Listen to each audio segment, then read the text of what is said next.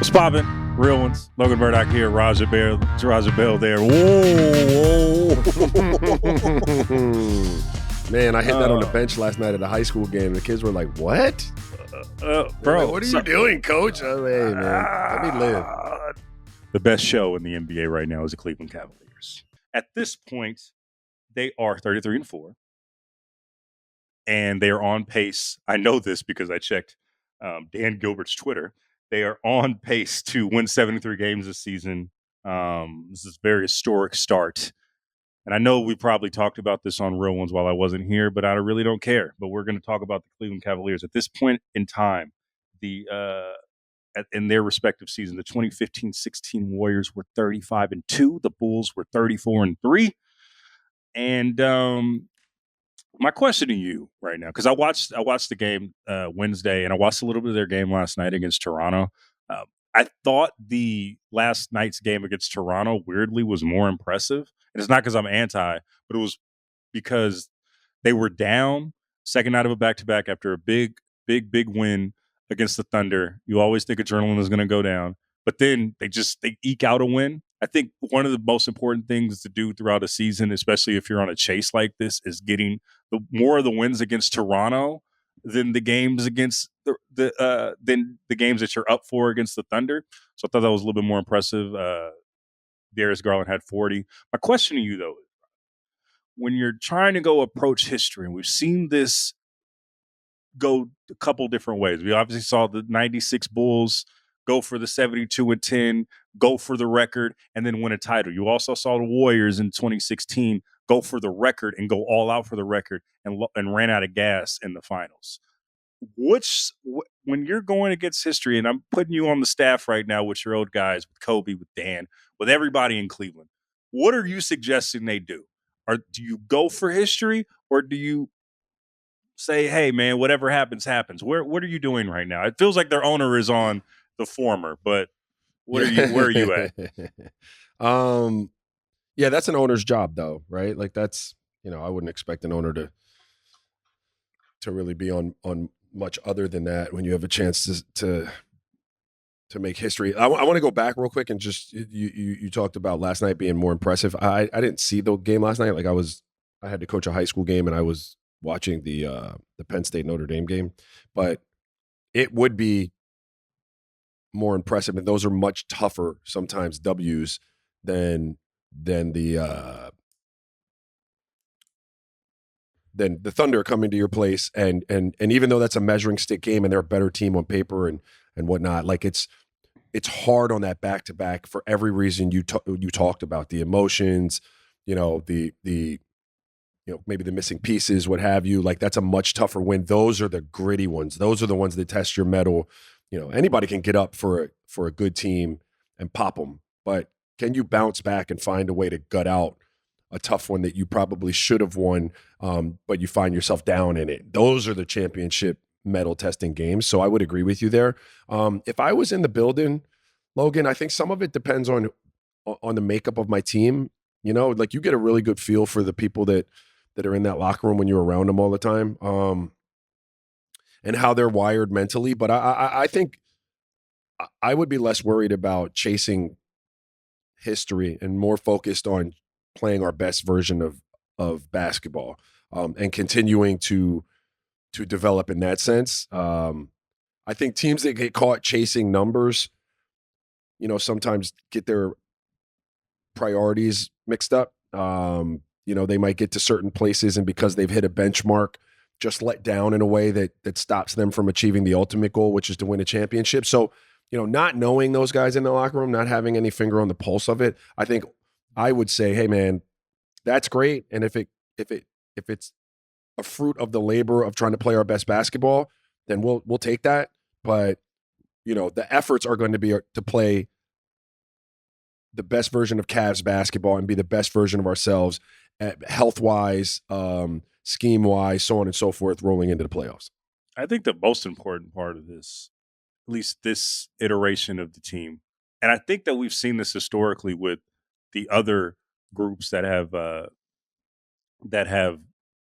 been etched into this history. Like the Warriors, they were coming off a championship in 14-15. But if you go look back at that championship, and I know Ben Cruz is on the line, and he's going to get sad when I say this, but there were a lot of people that were like doubting the validity of that title. Right, the Spurs had gotten kicked out of the or eliminated from the playoffs early, and that was a really really good Spurs team. That there was a lot of injuries just at the perfect time, including the Cavs team that you were a part of in 14-15, right? So there was a lot of you got me messed upness in that team's veins going into that 15-16 season, right? Same with the Bulls, that 94-95 team. Jordan comes back, but they lose to the Orlando Magic, right? And there was a big chip on everyone's shoulders. Mike saying people didn't think that he could come back to form. You even go back further than this before me and you were born with the Lakers in 72, right? The year before that and the years before that, they were losing to the Boston Celtics. And they wanted to get a big win or win at a high clip. They had something to prove. I see that similar thing with this team, this Cavaliers bunch, where you got a guy like Donovan Mitchell, who we've talked about on this program, being a guy that, yeah, he scores, but does he lift his team up on a consistent enough basis when at the most important times, right? We always talk about, I think you're seeing the other side of this in Phoenix with a Devin Booker, right? Where not all scoring is created equal. We always have that argument here. And that's one thing with Donovan Mitchell. And then you have Kenny Atkinson, who has had success, but has he won in the biggest moments, right? There's a lot of questions going into this that they feel like they need to answer. I do like that, though, Raja, that they do have this chip on their shoulder. But I do think there's that tactfully, you know how I'm a words, Tactfully, tactically, whatever the tactically. hell. Tactically? Yeah, tactically, right? Thank you. We need some continuity here. Um, but whatever the net word is, they need to get their shit together because the bosses of the world are still lingering, right? There's still good teams that can beat them on a given night. But I do like the fact that they do have that built-in chip on their shoulder because that's historically is what gets these historic type teams through these historic type seasons. Yeah, 100%. I mean, having a chip on your shoulder is always um, a plus when you have the other things in place, which is the talent, the scheme, so on and so forth, right? And if you have a good team and they have a chip on their shoulder, like that's a great situation to be in. I think you know you have to find the balance with the team that hasn't won a championship like since LeBron left. You have to guard against that chip being anything other than winning a championship. If the chip is again record related, I do find that teams that when they're after that can take their eyes off the ultimate prize sometimes and just have a subconscious letdown if you get to that point that doesn't allow you to be hitting your stride in the playoffs. Like so the chip, I love the chip has to be focused. Like this can't be a record based thing. This can't be a best regular season, win total type of deal. This has to be a championship chip. Like the championship is the cure all for all of these chips and disrespect or perceived slights to said individuals. So let's go talk really quickly about the team, the makeup of the team. Like there's so much depth on this roster, obviously, right, with their bench, but also just how they're one of those rare teams that can play in any type of style, right? And they can, Evan Mobley's been great. Jared Allen has been great.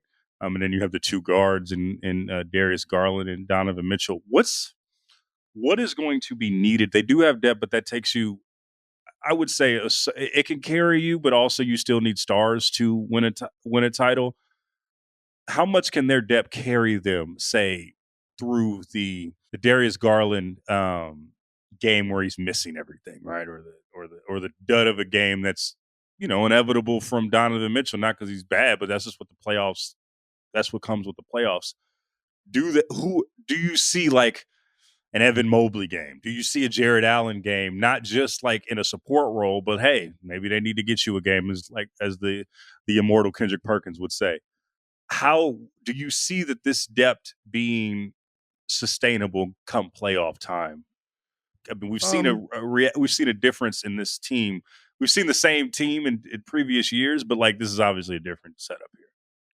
Yeah, I mean, I think, yeah, I trust it. I mean, I I don't know that their supporting cast is like throw them the ball and watch them cook. Go win us a game type of supporting cast necessarily, but their style of play isn't that. So as long as you keep your style of play true to who you've been all year, if one of those, more prioritized offensive players doesn't have a great game, I do think you can have guys like Allen or Mobley or Max Strus could chip in off the bench, or Karis LeVert. Like, you have guys that can point produce, right? But like, you have to stay true to who you've been all year. Like, they're so to answer your question, I do trust it, Logan, even in a space where, like, I think your question was like, do I trust some of that supporting cast to go off and get you a game?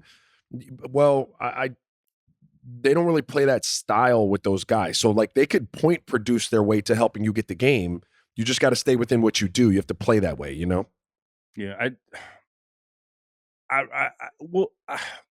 so I go back and forth and seeing, like, because I that's why, like, I haven't given them the full, and I know I got shit for it last pod from a lot of people within my group chats. Oh man, you don't like the Cavs? What are you talking about? That's not what I said. I don't know how they're going to be when the chips are down. But that's why, like, I am curious to see how they go up against Boston. Like, that's what we need. That's what the streets need to set the world order, is to see these two teams play against each other on a big stage in the Eastern Conference. But that's one of the things that, like, does give me pause, right? Because there are players on Boston that can legitimately, other than their two guys, give you a game, right? And we'll see what happens with that. One last thing on the Cavs, because I know you know this really. I know you know this very intimately. How important is them, at least the city or for this team, to win at a high level, to get from up under the shadow of LeBron James, if that's even possible? Yeah. Yeah, I mean, I think it's important. Cleveland's a great sports town, like great sports fans. I really don't know. I'm not there. I don't know how much of a shadow LeBron. I mean, clearly he casts a big shadow and he's from the area and what he did for the organization. But like, I don't know that it's like a shadow that people feel the pressure to get out from under right now. Maybe within the organization, but I don't know that the streets are talking about that necessarily, if that makes sense. Hmm. For the people in the building that were there, the Kobe's of the world, I don't know what other remaining staff is around ownership. I think it's a really big deal, right? Like, you want to prove that, while LeBron was a huge component of that, and Kyrie and whoever else, like, we do have the ability without them to be the best in the world at what we do, right? And that's putting teams together and managing them, and giving them the support that they need to win championships. And so, I'm sure those people would really like to do that, maybe for those reasons. But I really don't know that people in Cleveland are walking around feeling like the Cavs still have the LeBron shadow kind of hanging over them. We'll see what happens. I love this team.